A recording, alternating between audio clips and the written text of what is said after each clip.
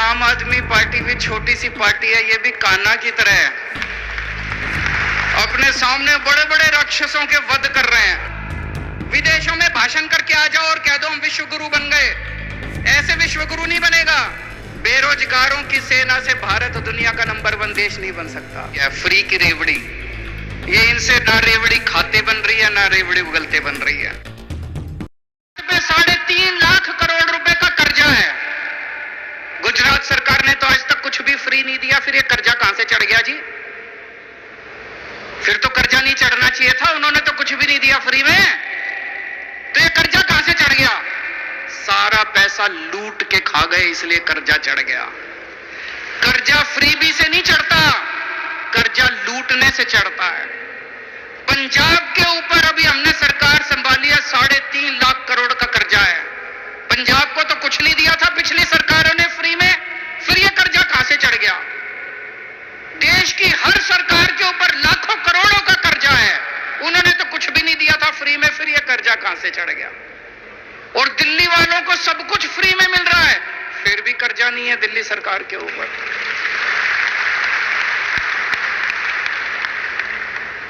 तो फ्री भी देने से कर्जा नहीं चढ़ता, फ्री भी देने से सरकारें घाटे में नहीं जाती।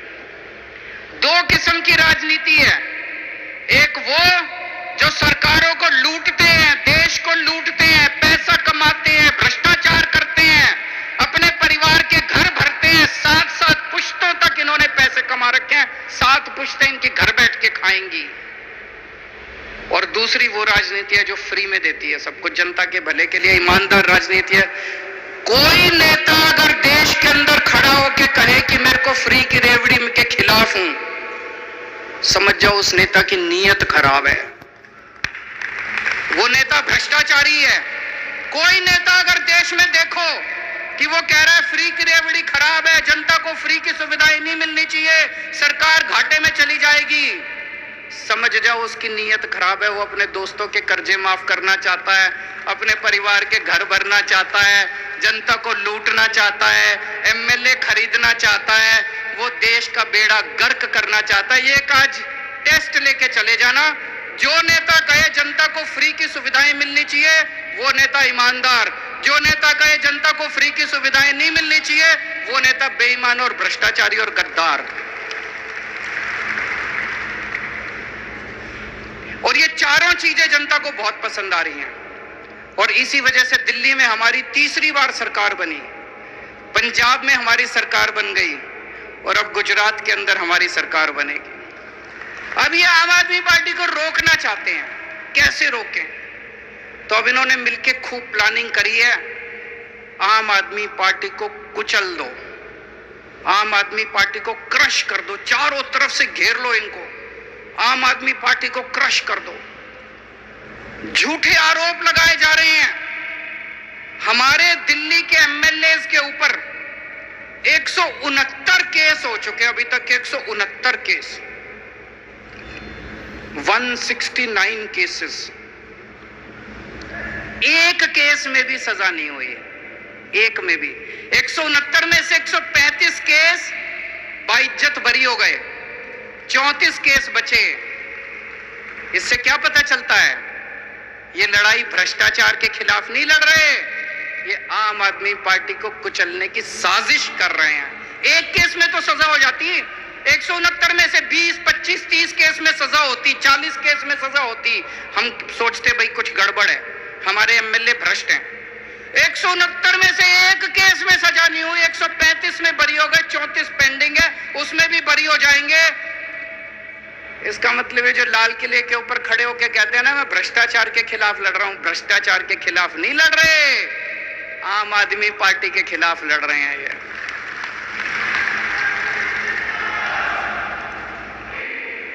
हर राज्य के अंदर भगवान ने बीज बो दिया आम आदमी पार्टी के, हर राज्य के अंदर भगवान ने बीज बो दिए इस देश को विकास करने के लिए। अब ये बीज पेड़ बनेंगे, दिल्ली में पेड़ बन गया, दिल्ली में पेड़ बन गया। अब ये पेड़ लोगों को खूब फल दे रहा है, लोगों को ठंडी छांव दे रहा है। पंजाब में भी पेड़ बन गया, पंजाब में भी अब ये पेड़ आम आदमी पार्टी का लोगों को खूब ठंडी हवा दे रहा है, छांव दे रहा है, फल दे रहा है। अब गुजरात में भी पेड़ बनने वाला है। गुजरात के कई सारे बीज आए हुए हैं वहां पे।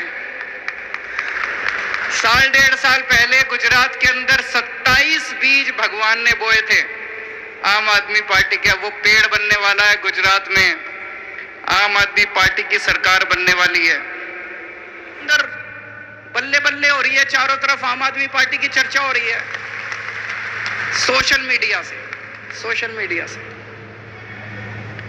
प्रधानमंत्री के दफ्तर में एक सज्जन काम करते हैं, मीडिया एडवाइजर हैं शायद, हिरेन जोशी जी मीडिया एडवाइजर है।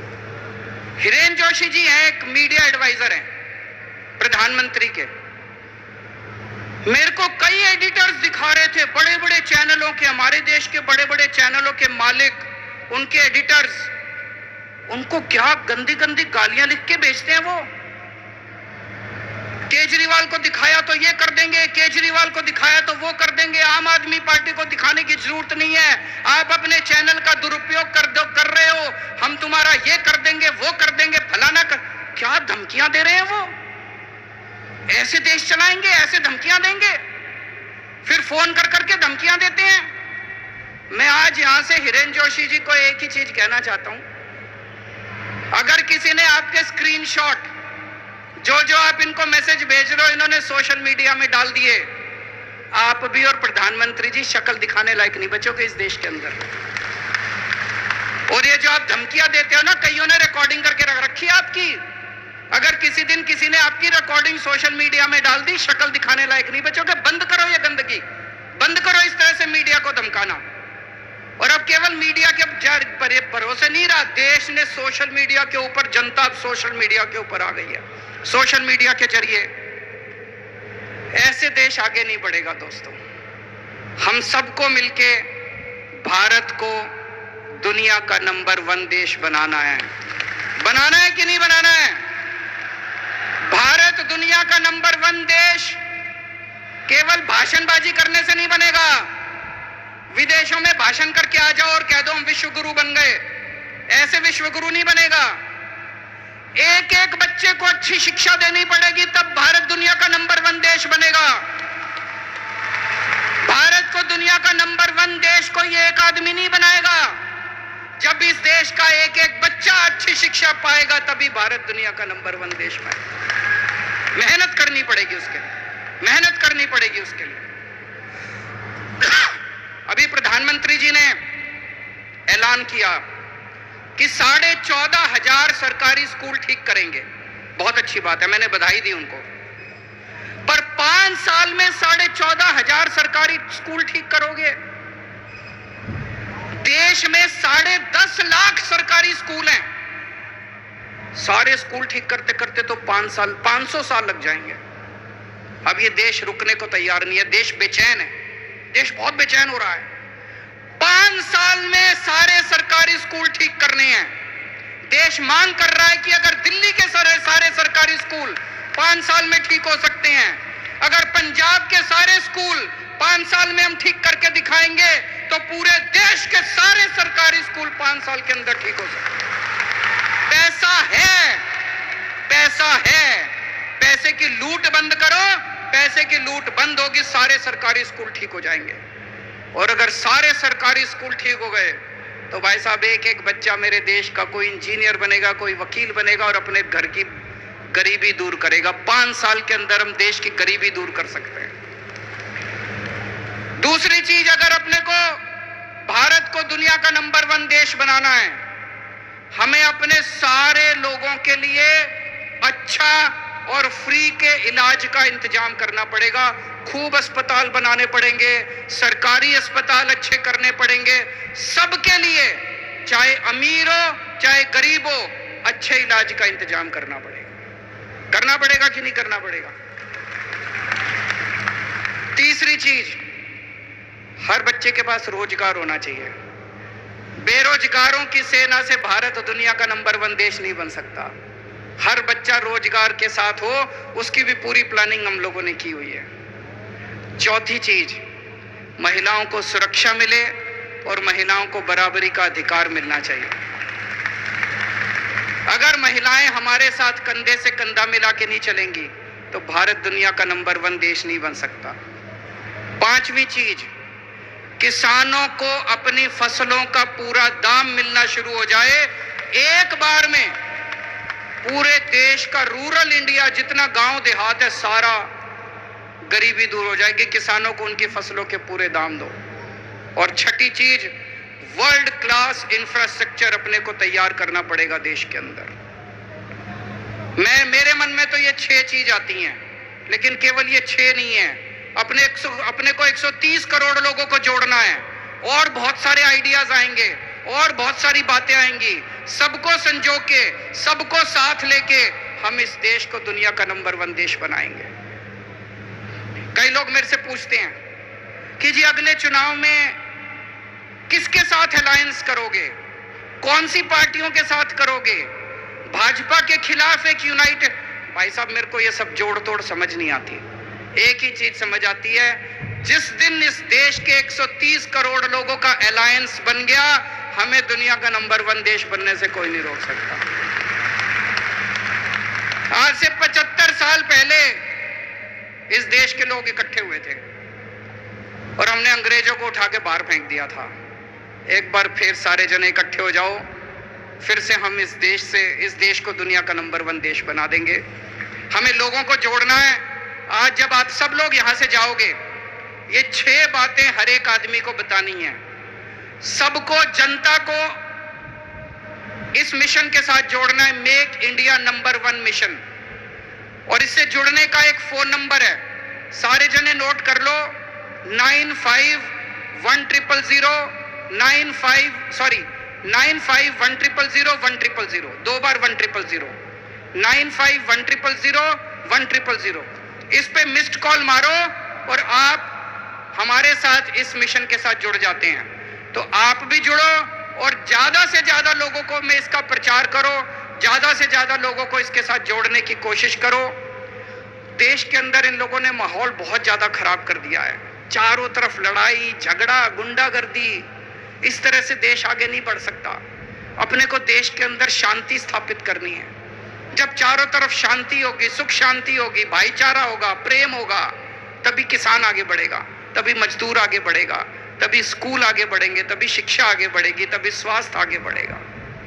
भारत इतनी तेजी से दुनिया के इतिहास में किसी पार्टी का विकास नहीं हुआ, कोई पार्टी इतनी तेजी से नहीं बढ़ी। 10 साल पुराना एक बच्चा है, सामने इतने बड़े बड़े, कोई 125 साल पुरानी पार्टी है, कोई पता नहीं कितने कितने साल, और 10 साल का छोटा सा बच्चा है। हमने सुना है ना, श्री कृष्ण जी जब बच्चे थे उनको प्यार से, सम्मान से कान्हा कहते थे, कान्हा। अपने बचपन में कान्हा ने कई बड़े बड़े राक्षसों का वध किया था। ये आम आदमी पार्टी भी छोटी सी पार्टी है, ये भी कान्हा की तरह है, अपने सामने बड़े बड़े राक्षसों के वध कर रहे हैं। बड़े बड़े राक्षस, वध का मतलब कोई मर्डर नहीं कर रहे किसी का, भ्रष्टाचार का वध कर रहे हैं, बेरोजगारी का वध कर रहे हैं, महंगाई का वध कर रहे हैं। तो जैसे भगवान श्री कृष्ण ने बचपन में छोटी उम्र में बड़े बड़े राक्षसों का वध किया था, वैसे ही आम आदमी पार्टी भी 10 साल पुरानी पार्टी इतनी बड़ी बड़ी सामने शक्तियों के साथ लड़ रही है। इससे यह पता चलता है कि देश कितना त्रस्त हो चुका है। आम आदमी पार्टी के पास लोग क्यों आ रहे हैं? अगर ये दूसरी पार्टी वाले कुछ काम कर लेते 70-75 साल में, अगर ये दूसरी पार्टी वालों ने देश को भविष्य दे दिया होता, अगर ये दूसरी पार्टी वालों ने लोगों की जिंदगी आसान कर दी होती, हमको लोग लात मार के भगा देते, कह देते भाई हमारे को आपकी जरूरत नहीं है, आम आदमी पार्टी नहीं चाहिए, हम खुश हैं। आज खुले बाहों से पूरा देश आम आदमी पार्टी को गले लगा रहा है। क्यों? क्योंकि लोग इनसे त्रस्त हो चुके हैं। 4 बातें आम आदमी पार्टी की पूरे देश में लोगों को पसंद आ रही है, और ये 4 बातें आम आदमी पार्टी की हैं जो इनके गले नहीं उतर रही। सबसे पहली बात है आम आदमी पार्टी की ईमानदारी। हमारे लोग कट्टर ईमानदार लोग हैं। लोगों को यकीन नहीं होता यार, राजनीति भी ईमानदार हो सकती है क्या? लोगों ने पहली बार देखा है देश के अंदर 75 साल में, अच्छा नेता ईमानदार भी होते हैं, अच्छा पार्टियां ईमानदार भी होती है, पैसे नहीं खाते। पहली बार लोग देख रहे हैं कि ईमानदार राजनीति आ रही है। इसलिए बार बार कहते हैं, पहले कीचड़ फेंकेंगे, फिर कहेंगे अपने आप को ईमानदार कहने वाला अरविंद केजरीवाल, तो ये भी कहते हैं कि केजरीवाल ईमानदार है। तो एक है ईमानदार राजनीति, इनसे संभल नहीं रही है ईमानदार राजनीति, और देश के लोगों को बड़ी पसंद आ रही है। ये कितना भी कीचड़ फेंके, लोगों को यकीन ही नहीं हो रहा। पूरे देश में सब कहते हैं यार ये तो झूठ बोल रहे हैं। दूसरी चीज है शिक्षा। शिक्षा के ऊपर जो हमने काम किया, आज तक ये नेता, इन्होंने कभी स्कूल की तरफ आंख उठा के नहीं देखी थी, और इनमें से कई नेता तो ऐसे जो बचपन में भी स्कूल नहीं गए थे। अब मुझे बड़ा अच्छा लगा, गुजरात के अंदर इनके एक देश के बहुत बड़े नेता 4 स्कूलों का उद्घाटन करने के लिए दिल्ली से गए थे। स्कूलों की बात करनी पड़ रही है इन लोगों को, इनको अच्छा नहीं लग रहा। इन्होंने कभी जिंदगी में स्कूलों की बात नहीं करी। तीसरी, और लोगों को बड़ी पसंद आ रही है। जनता क्या चाहती है यार? जनता यही तो चाहती है हमारे बच्चों को अच्छी शिक्षा मिल जाए, हमारे बच्चे बड़े होकर कुछ बन जाएं। तीसरी चीज है स्वास्थ्य सेवाएं। पूरे देश के अंदर चर्चा हो रही है आज मोहल्ला क्लिनिक की, दुनिया के अंदर चर्चा हो रही है मोहल्ला क्लिनिक की, दिल्ली के शानदार अस्पतालों की। दिल्ली में सबका इलाज मुफ्त कर दिया, ये भी इनसे। अभी इनके एक और मुख्यमंत्री हैं, पहली बार मैंने उनके मुंह से सुना, मेरे को स्कूल और अस्पताल बड़े अच्छे लगते हैं, मैं जब भी जाता हूं किसी जिले में, मैं स्कूल और अस्पताल में जरूर जाता हूं। पहले तो नहीं गए कभी, अब जाना पड़ रहा है तुम लोगों को। और चौथी चीज है फ्रीबी। ये भी भारत की राजनीति में आम आदमी पार्टी ने फ्री भी इंट्रोड्यूस किया है, फ्री की रेवड़ी। ये इनसे ना रेवड़ी खाते बन रही है, ना रेवड़ी उगलते बन रही है। कहते हैं ये 4 चीजें हैं, ईमानदार राजनीति, शिक्षा, स्वास्थ्य, फ्रीबी। कहते हैं फ्रीबी करने से सरकार घाटे में चली जाएगी, जनता को फ्री की सुविधाएं